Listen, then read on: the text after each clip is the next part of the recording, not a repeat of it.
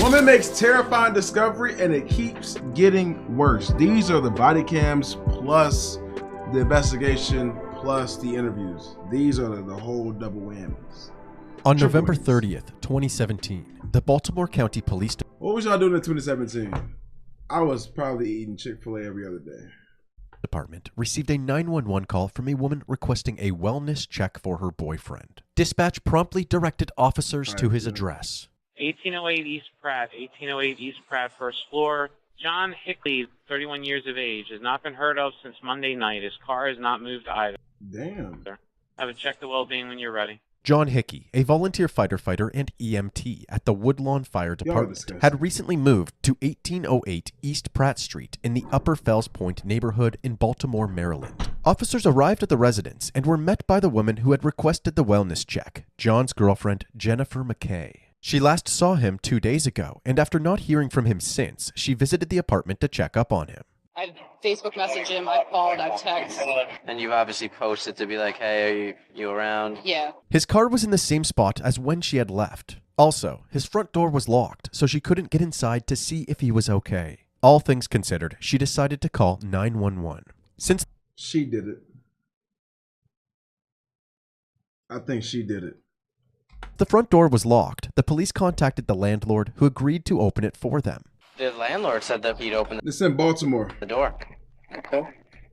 Oh my God, Ken. You never are here for the spawn of videos. And it never fails. It literally never... You have ADHD, don't you? We'll just see what we see. But before he arrived, they were able to gain access through an unlocked back door. There is a rear door open. They made their way down a dark hallway. Don't touch anything. And then into John's dimly lit apartment. As they moved into the living room, they were met with a tragic scene. John's lifeless body was laying on the couch. He was on his back with his arms folded, wearing a t-shirt and shorts, and his slippers were neatly placed by the couch. A single gunshot was directly in the middle of his forehead. With no other signs of physical trauma, it appeared that John may have been shot while sleeping. While checking the rest of the apartment, police found that John's bedroom appeared to have been ransacked. The bed was out of place and several dresser drawers were opened. It seemed like a robbery had taken place, but despite the disarray, John's expensive photography gear, his cell phone, and other valuables remained untouched. The officers wondered if the attacker staged the scene to look like a robbery in order to throw off the investigators. Also, the bedroom window was found slightly open, possibly a point of entry for the attacker. And on the window ledge was a travel passport belonging to a man named Brandon. Was Brandon the attacker, and did he clumsily leave behind this crucial piece of evidence? No. These questions would have to wait as investigators continued their inspection of the property. They believed that the attacker entered through the window and exited through the back door, so they went out back to search for more clues outside. There, they discovered 4 cameras, one in the alleyway behind John's apartment, conveniently pointed at his rear door, one along the side of his house, and 2 in the front. Authorities immediately requested a search warrant to access this footage, but they would have to wait for it to be processed. Man, we're gonna have the medics come. In order to resolve this situation, hopefully we're going to need your help. We're going to need you to stick around, okay? They asked Jennifer if she knew anybody who would want to harm John. She had no clue, but thanks to the passport that was found in John's bedroom, the detectives already had a lead, Brandon. After processing the crime scene, detectives located Brandon and brought him into the station for questioning. You have a passport. Do you know what happened to your passport? Brandon acknowledged losing his passport somewhere, but claimed he suffered from memory loss due to a traumatic injury from a motorcycle accident. Literally, I broke every single bone in my body. All my ribs, both my legs, my pelvis shattered, both my arms, my neck, brain injury. So I literally died on the scene 3 times. Brandon also denied knowing John Hickey at all. Investigators couldn't help but wonder, was Brandon's memory loss genuine, or was he hiding something more sinister? Regardless, this interview wasn't getting them anywhere. Brandon was free to go, but the detectives kept him on their radar while they continued the investigation. Hoping to uncover more leads, they brought Jennifer McKay to the station for an interview. I appreciate you coming down here and speaking with us. We're still early in the investigation. Just trying to figure out who would want to hurt John. There's too much weird stuff going on, and I don't know what's going on. I don't know how it's connected. Jennifer, still coming to terms with the shocking news, began by describing the nature of their short-lived relationship. According to Jennifer, she and John had met through an online dating app about 6 weeks prior and quickly hit it off. We went to watch a hockey game. And y'all hit it off after that? Okay. Kind of seen each other almost every day since then. Jennifer told detectives that their relationship was off to a great start. John had just been accepted into the Baltimore Fire Academy to begin training as a full-time firefighter. With this promotion, things were looking up for this new couple. They had even started planning their future together. Later in the interview, Jennifer revealed a series of events leading up to John's murder that may have been related. First, they began receiving a bombardment of calls and messages from an anonymous number. We have been getting harassing phone calls. She Now, did what it. did they say? So the first round was to John about me. So they was calling John.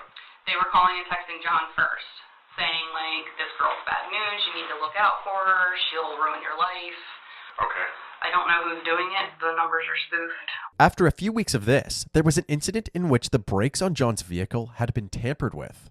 Since John knows cars, he immediately when he started his car put the foot on the brake and knew there was no pressure and knew there was a problem. And finally, 1 week before his death, John returned home to find his dog, a border collie named Chance, dead. Chance had no What? medical issues leading up to this, so John suspected that Chance was somehow poisoned. The detectives wondered if Brandon was responsible for these incidents. Do you know anyone named Brenda? No. I mean, I know people named Brandon, I'm but saying like associated with John. Right? no. Not at all. Although she didn't know Brandon, a new name was introduced while describing the events leading up to the 911 call. Right before calling 911, she had reached out to her friend Daniel Green for advice on how to handle the situation. Together, they decided that the best decision was to call the police. Name? Yes. Daniel Green.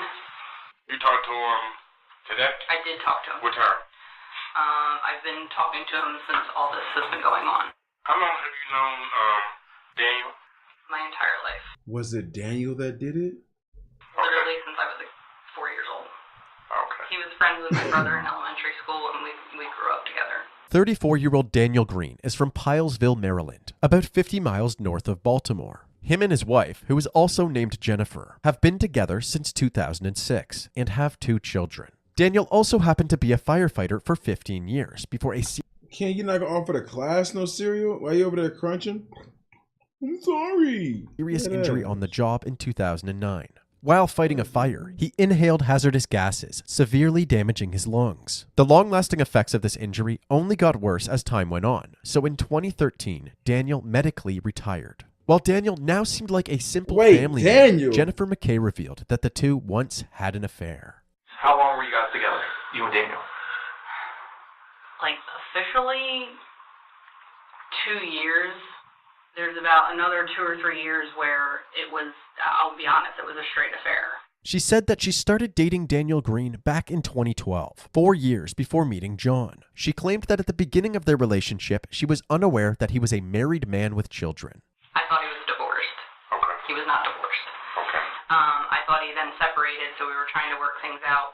Apparently, Daniel had made her believe that he was separated from his wife, even going as far as providing fake divorce documents. His wife eventually found out about this affair and contacted Jennifer to inform her that Daniel was still married. Jennifer eventually broke up with him in August of 2017, 3 months before John's murder. Did you actually talk to him about the relationship with John? Only that I was dating him and seeing him. It's Any Daniel. reason in particular why? Just So hopefully he would have closure and accept that I'm moving on with my life. okay. I made it clear because I wanted him to leave me alone, which he hasn't done. So he has not left you alone. No. She stressed that although Daniel struggled to move on from their relationship, she didn't believe that he was capable of such a heinous crime. I mean, I don't see him doing anything stupid in this sense. Because he has kids, a kid and a stepdaughter, I don't see him jeopardizing that relationship. Yeah, okay. I don't think he would go to that extreme. At this time in the interview, the security camera footage monitoring John's apartment had been processed, so the detectives took a break to review it. In the footage from the alleyway behind John's apartment at 1:26 a.m., someone can be seen pacing back and forth, inspecting the area for nearly an hour. At 2:22 a.m., he opens John's bedroom window and climbs through. 17 minutes later, at 2:39 a.m., the intruder is seen slipping out the back with a gun in his hand. This footage provided a time range for John's time of death, between 2:22 a.m. and 2:39 a.m. on November 29, 2017. But investigators still needed to identify the person in the footage. Unfortunately, the alleyway was dark and the intruder was wearing a hat and an oversized winter jacket, making it difficult to determine their identity. However, the camera did manage to catch a few fleeting glimpses of their face. The detectives compared the intruder's face to the pictures of Daniel Green and were certain that he was the intruder. But this evidence would be even more valuable if those who were close to Daniel could confirm the resemblance. They went back to the interrogation room to show Jennifer McKay what they were dealing with. I think you were aware that we were looking at the cameras from the house next door. Does it look like anybody? It looks like Dan. Well, why does it look like Dan? The beard. Anything else? The build. The build. But, I mean, it's hard to tell face-wise if it's Right. him, but it looks like his stature. I can see it, yeah. What time is that on there? 1:26. It looks like that. I mean, from these pictures, yes, I would say this looks like him. Okay. Yes. Nobody's telling you to say one way or the other. We just need to know. No, All right. it looks like him. With a credible source identifying Daniel Green as the intruder, authorities believed that they had gathered enough evidence to make an arrest. Daniel Green was swiftly located, arrested, and charged with home invasion, use of a handgun in a violent crime, and first-degree murder. They brought Daniel into the interrogation room for an interview. While he waited for the detectives, he paced around the room. His body movements bore a striking resemblance to the body movements of the man in the surveillance footage. Damn. When the detectives finally arrived, they asked Daniel He's cooked. about his relationship with Jennifer McKay. Tell me about you and Jen's relationship. It was very good and very passionate, and I couldn't move on and fully commit to her. Daniel freely admitted to having an affair, but insisted that the relationship was over and he was now focused on his family. Do you believe that if Jen came back, would you take her back at this point in your marriage, in your life? Probably not, no. Do you still love her? No, I really don't. You can't just stop loving her. It's like saying, I stopped. This is where you fucked up. You can still say you have love for somebody, but you're not in love with that person no more. You know what I'm saying? You can still be like, oh, I have love for them. You know? But I'm not in love with them. You know what I'm saying? Breathing over the weekend. That doesn't even make sense. There are different types of love. This is not a white hot, I will drop my world and come running to you. But there will be feelings, and there is a feeling for her that will be there. Mm-hmm. And it'll always be there. Mm-hmm. But it's not that, what do you need? Whatever. You want me to ditch my life, ditch my family, and I'm no, that's gone.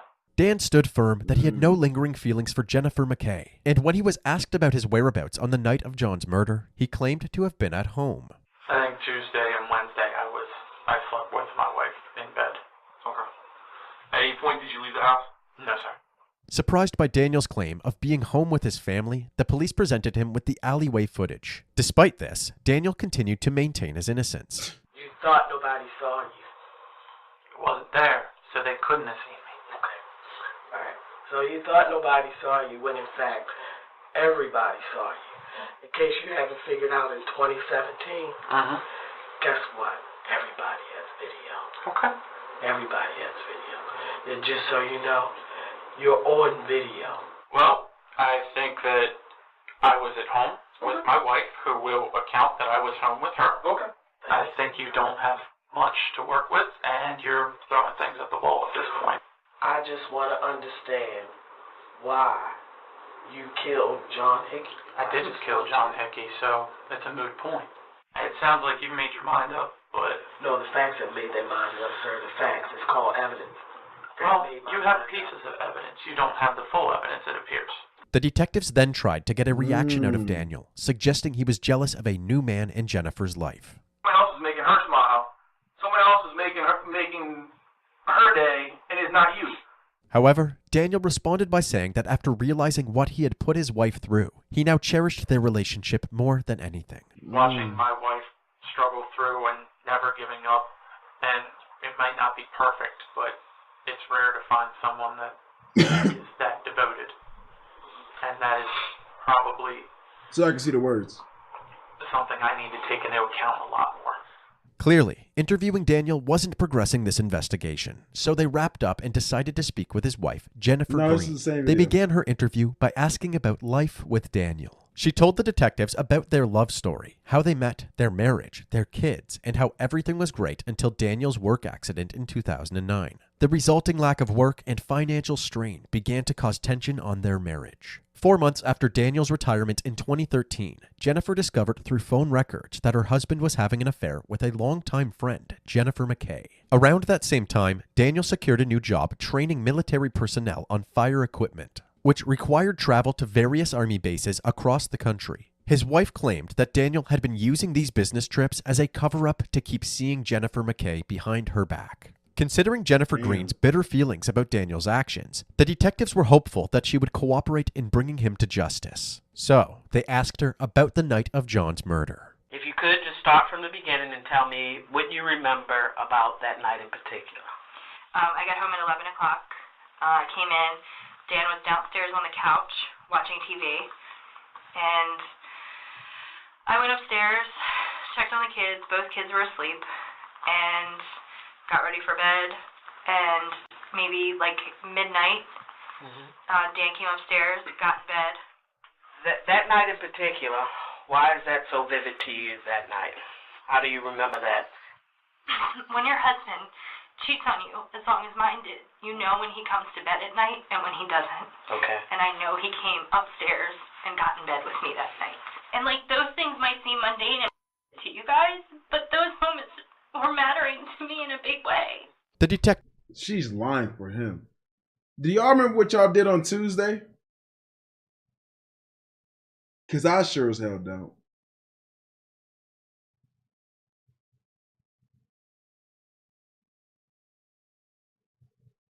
Like, I don't remember what I don't remember a coochie. I do not remember what I did on Tuesday in this like specific line. I don't. Like, who were already confident that Daniel was the intruder. Like, got home at 11, checked on the kids. He was downstairs watching TV. I went upstairs, got ready for bed, went to bed. He came upstairs about midnight. How do you remember this shit? You know? Confronted his wife about potentially covering for him. However, she remained adamant that her husband was innocent. I mean, what do you want me to say? Nothing. Like, Absolutely nothing. there's no secret here that my husband is up when it comes to being a good husband. Like, that's, you're not really throwing anything at me that I don't already know. I think my husband screwed up, but I think my husband loves his wife and kids and didn't really know how to fix the mess he made. The detectives decided to challenge this view of Daniel by showing her a close-up of the intruder on the surveillance footage. If you just get a moment, just take a look. After looking at the screenshots, Jennifer Green stared blankly at the detectives and ended the interview there. Okay, thank you very much.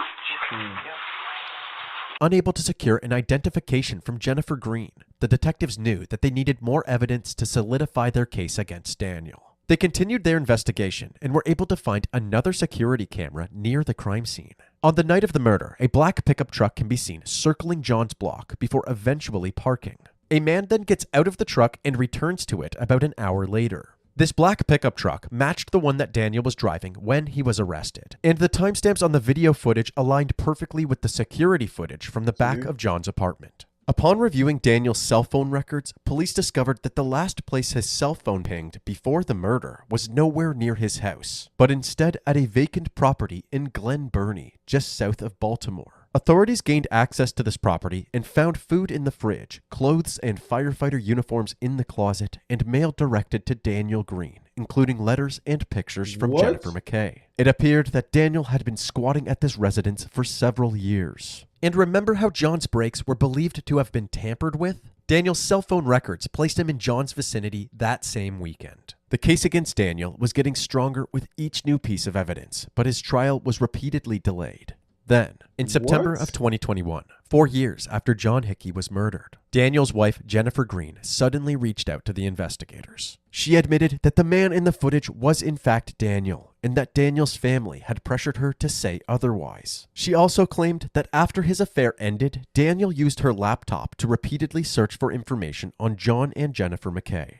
On her laptop, they also found a hidden file titled How to Make Untraceable Calls. This change of heart from Jennifer Green was a much-needed breakthrough in the case and provided an abundance of evidence against Daniel. In June of 2023, 5.5 years after John's murder, the long-awaited trial of Daniel Green finally commenced. Daniel Green was arrested 5 days after the body of Hickey was found. He has been held without bail since then. It's been 5.5 years.